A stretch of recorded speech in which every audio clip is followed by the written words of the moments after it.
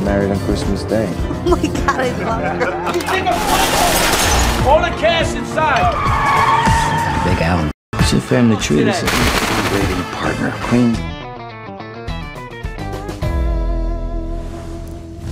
Di Amerika, pada awal tahun 90-an, Tommy dan pacarnya yang bernama Rosie nekat merampok uang jutaan dolar milik mafia Gambino.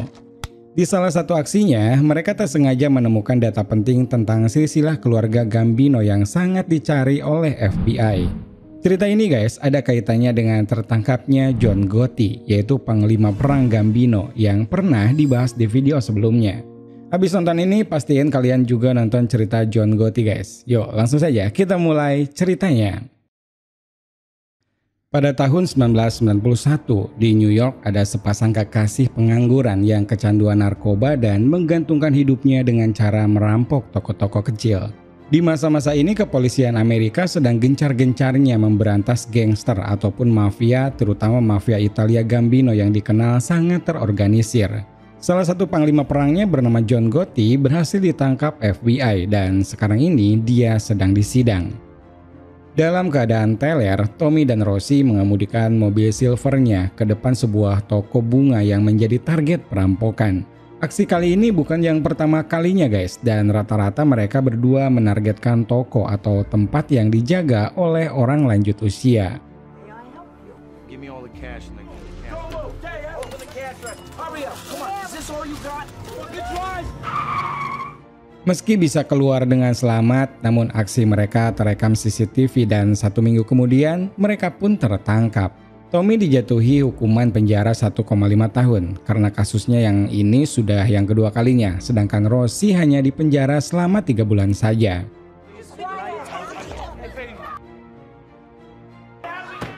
Setelah bebas dari penjara dan bersih dari narkoba, perlahan tapi pasti Rosie menata kembali hidupnya sambil bekerja di sebuah agen penagihan hutang.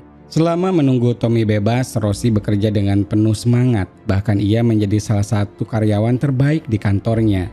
Seminggu sebelum Tommy bebas, Rosie membujuk bosnya yang bernama Lovell agar memberi pekerjaan untuk Tommy.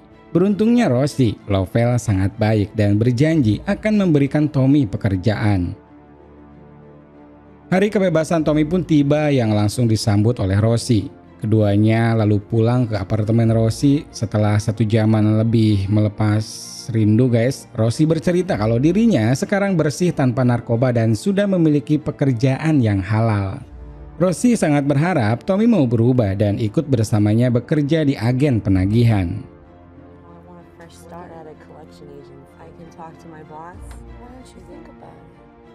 Keesokan harinya, Tommy datang ke kantor dan mengobrol dengan Lovell yang ternyata sama-sama mantan narapidana. Lovell sangat menghargai jika memang Tommy ingin bekerja asalkan serius dan tentunya mau belajar.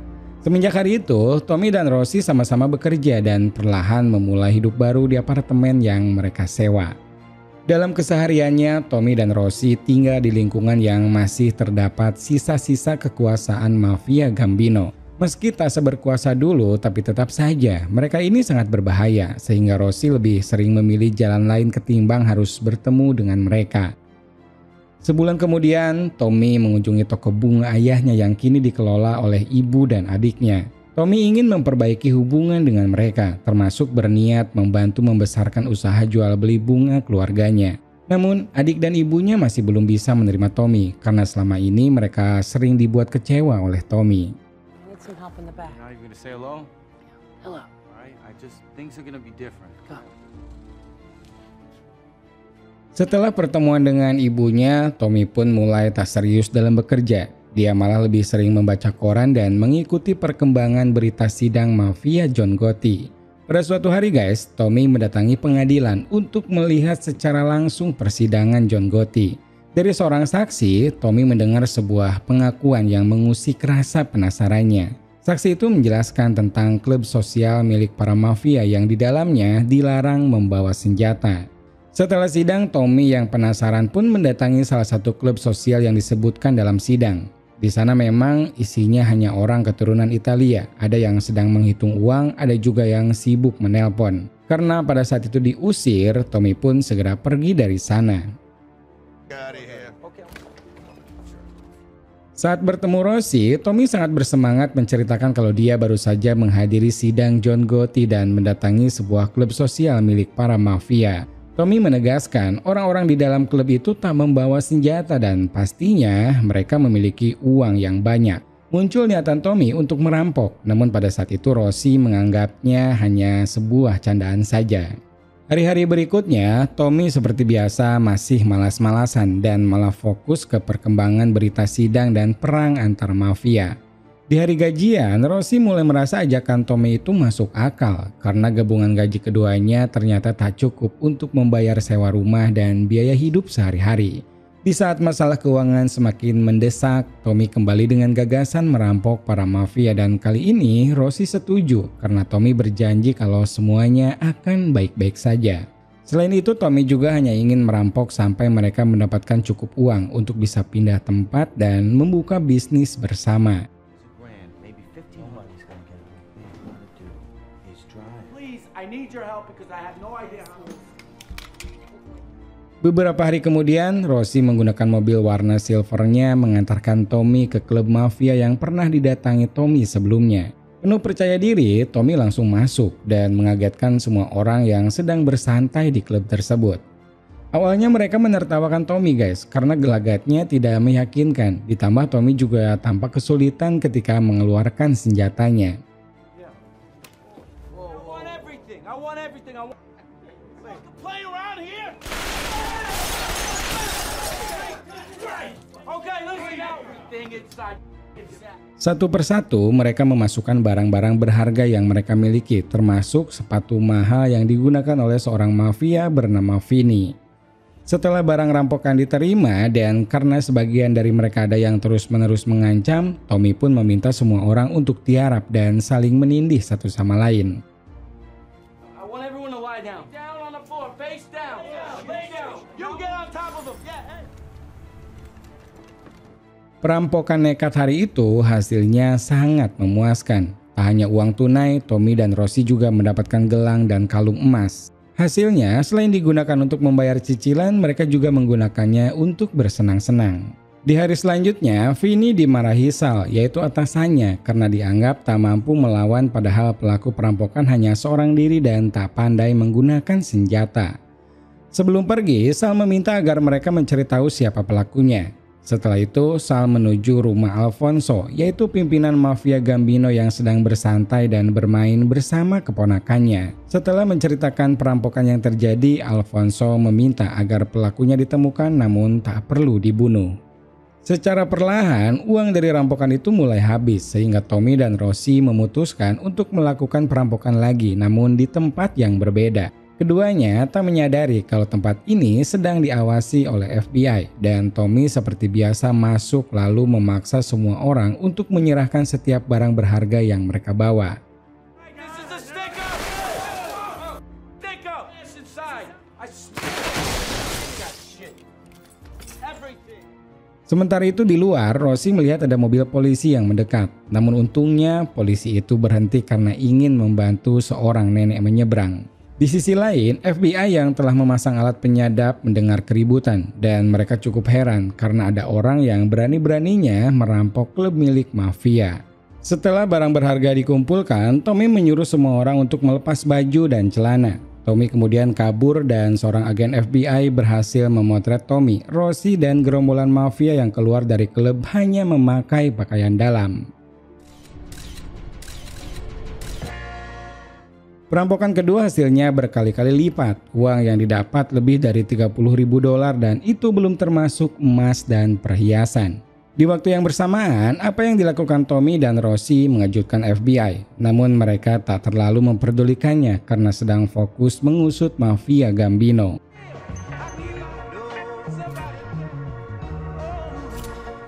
Selain Tommy dan Rosie, Lovell juga ternyata mengikuti perkembangan sidang John Gotti dan dia sangat penasaran ingin merasakan menonton persidangan secara langsung. Tommy dan Rosie pun akhirnya mengajak bosnya itu untuk menonton bersama. Di momen ini, Lovell tampak sangat antusias mendengarkan setiap penjelasan dari hakim ataupun dari para saksi yang dihadirkan. Di kunjungan ini, Tommy mencatat satu alamat klub bernama Waikiki yang akan menjadi target perampokan selanjutnya.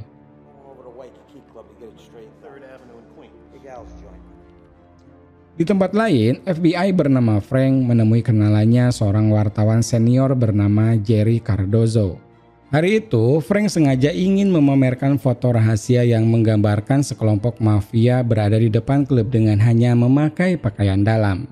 Sebagai wartawan senior yang sudah puluhan tahun meliput sepak terjang mafia, Cardozo mengenal beberapa orang di foto itu. Namun yang membuat Cardozo penasaran apa yang membuat mereka keluar dari klub tanpa pakaian. Frank bercerita kalau 2 klub sosial milik Gambino dirampok oleh seorang pemuda, namun sampai saat ini FBI belum mengetahui motif dan identitas pelaku perampokan. Karena sudah mengenal sangat lama, Frank memberikan satu foto untuk melengkapi berita yang akan ditulis oleh Cardozo. Who's this? Who's doing this? Who are they? Where are they from? No fucking idea. Hands too, I don't know. These photos are classified. I need a picture. I want a front page. I need a picture. You can have one. Malam harinya, Tommy dan Rosie kembali beraksi dan targetnya klub Waikiki yang tampak dari luar sangat sepi. Saat masuk ke dalam, hanya ada 3 pria tua yang sedang bermain kartu. Saking tuanya, salah satu di antara mereka ada yang tak mendengar ancaman perampokan yang diteriakkan oleh Tommy. Alright, this is a robbery. This is a robbery. A robbery. I want your cash. Come on. Di aksinya kali ini Tommy hampir gagal karena salah satu mafia melawan dan mencoba merebut senjata Tommy. Untungnya Tommy lebih gesit dan segera kabur dari sana.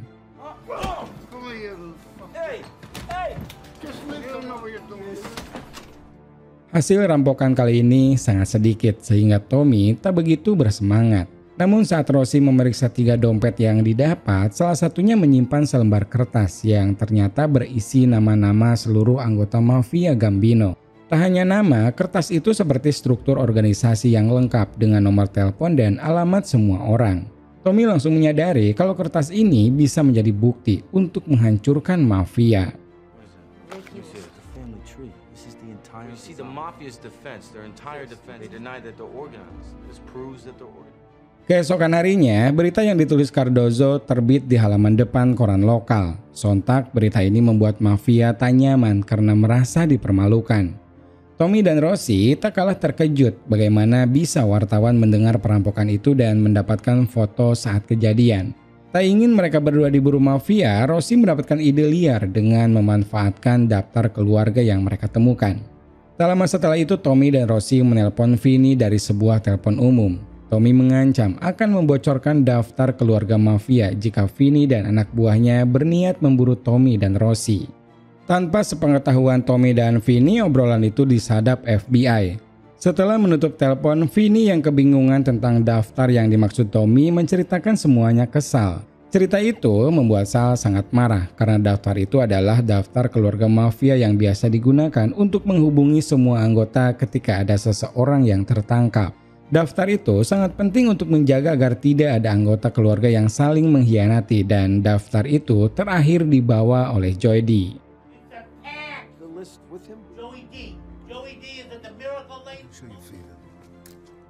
Meski awalnya panik karena cerita perampokannya dimuat di koran, Rosie malah berubah pikiran dan memutuskan menelpon Cardozo. Rosie mengkonfirmasi ada kesalahan di berita Cardozo yang menyebut mereka merampok 2 tempat, padahal keduanya sudah merampok 3 tempat. Cardozo tak bisa mempercayai cerita Rosie karena tak bisa mengkonfirmasi penelponnya benar-benar pelaku atau bukan.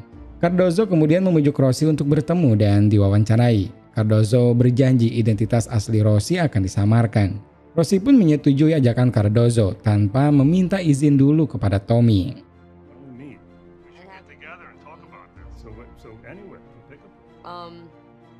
2 hari kemudian, Alfonso mengadakan rapat terkait bocornya daftar keluarga mafia Gambino. Namun malam itu, Joey D, si pemegang daftar itu tak hadir karena sedang sakit. Dalam rapat itu, Alfonso meminta keluarganya tetap solid agar tak ada pengkhianat lain. Kemudian secara tersirat, Alfonso juga meminta 2 pengacau yang merampok klubnya segera ditangkap.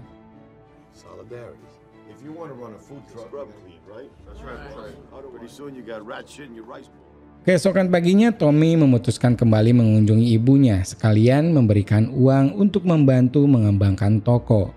Tommy sangat berharap kedatangannya kali ini diterima, namun rupanya ibu Tommy ataupun adiknya masih tetap tak percaya, bahkan mereka tak mau menerima uang pemberian dari Tommy. Karena tak mau membuat suasana semakin ribut, Tommy pun memilih pergi dan meninggalkan uang itu di dalam kotak surat yang ada di depan toko. Di tempat lain, Rossi tanpa sepengetahuan Tommy bertemu dan diwawancarai oleh Cardozo. Sebagai seorang jurnalis profesional, Cardozo mengingatkan apapun yang dikatakan oleh Rossi akan ia muat di berita. Cardozo menanyakan bagaimana keseharian Rossi bersama Tommy dan alasan utama mereka melakukan perampokan. Di tengah wawancara, tiba-tiba Tommy datang langsung mengajak Rossi keluar karena khawatir Cardozo malah membocorkan data pribadi mereka ke publik. Namun Rossi menjelaskan kalau Cardozo hanya akan memuat berita tentang kisah hidup mereka saja. Tommy pun percaya dan masuk kembali untuk ikut diwawancarai. Work with any associated agency. Well, I like to ask a couple questions and what you tell them. Malam harinya, saat Tommy dan Rossi nongkrong berdua di atap apartemen, tiba-tiba Tommy mengajak Rossi menikah di hari Natal yang tinggal 1 atau 2 minggu lagi. Tommy berjanji tahun baru nanti pindah ke Florida untuk memulai hidup baru dan membuka toko bunga bersama-sama. Mendengar itu Rossi pun tampak senang dan langsung mengiyakan ajakan Tommy. Fucking with me right now? Babe, will you marry me? Yeah, alright. Married and then maybe to Florida. Really? Yeah, I was thinking. Beberapa hari setelah wawancara, Cardozo menerbitkan beritanya dan langsung mendapatkan perhatian dari Sal. Di depan anak buahnya, dia marah-marah karena sampai saat ini tidak ada satupun yang bisa melacak keberadaan mereka. Padahal salah satu di antara anak buah Sal ada yang tahu kalau pelaku menggunakan mobil silver dengan 2 pintu. Sorenya, Sal berusaha sendiri melacak Tommy dan ternyata dia menemukan mobil silver yang terparkir tak jauh dari klub. Sal baru menyadari kalau para pelaku ini sebenarnya hanya orang biasa yang tinggalnya masih di satu lingkungan. Di saat yang bersamaan, Frank si anggota FBI kembali bertemu untuk membicarakan Tommy dan Rossi. Cardozo memberitahu Frank kalau Tommy memiliki daftar nama mafia Gambino dari mulai anggota sampai pimpinannya. Di luar dugaan ternyata Frank sudah tahu, bahkan FBI sudah diam-diam menggeledah kamar Tommy dan memotret daftar tersebut. Setelah daftar nama itu didapatkan, FBI juga didatangi Joydy yang bersedia bersaksi karena takut dibunuh oleh Alfonso. Hal itu membuat FBI kini memiliki cukup bukti untuk menangkap dan membuktikan kejahatan mafia Gambino. Frank juga bercerita kalau para mafia sudah membuka kontrak untuk membunuh Tommy dan Rossi. Mendengar itu, Cardozo khawatir dan meminta FBI untuk melindungi mereka. Namun Frank menolak karena FBI saat ini fokus dulu menangkap Alfonso. Tak lama setelahnya, jaksa penuntut dan FBI mengadakan press release yang menyebut kalau tak lama lagi Alfonso akan ditangkap karena bukti kejahatannya sudah lengkap. FBI tak membahas soal daftar nama mereka, hanya menyebut semuanya berkat pengakuan Joydy. Cardozo yang khawatir mengenai keselamatan Tommy dan Rossi nekat menemui mereka. Cardozo memberikan 2 tiket untuk terbang ke Meksiko hari itu juga. Namun Tommy dan Rossi menolak pemberian itu karena mereka sudah punya rencana lain. We're gonna leave in a couple You don't have days. a plan. A little bit more exposed than you should. We got a plan. Right? Take the goddamn thing. Close the door. You gotta get out of here. Tak lama setelah itu FBI resmi menangkap Alfonso di rumahnya. Di waktu yang hampir bersamaan, Tommy dan Rossi menghabiskan waktu dengan bermain ice skating di sebuah pusat perbelanjaan yang ramai karena menjelang Natal. Momen-momen ini sangat sempurna dan romantis bagi keduanya, namun mereka tak sadar ada bahaya yang mengintai.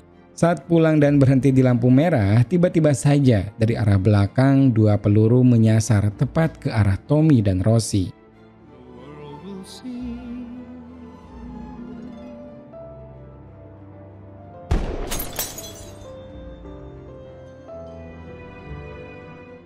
Tommy Uva dan Rossi Mary dibunuh pada 24 Desember 1992. Daftar yang ditemukan keduanya berhasil membantu FBI menangkap lebih dari 20 anggota mafia dari berbagai keluarga. Nilai positif yang bisa diambil dari film ini adalah Tommy dan Rossi adalah 2 pasangan pemberani dan selalu berjuang bersama di saat susah ataupun senang. Walaupun pada akhirnya ya mereka menerima akibatnya guys, karena jalan yang diambil ya jalan yang salah. Semoga cerita kali ini bisa menghibur kalian. Terima kasih banyak dan sampai jumpa lagi di video 7 menit selanjutnya.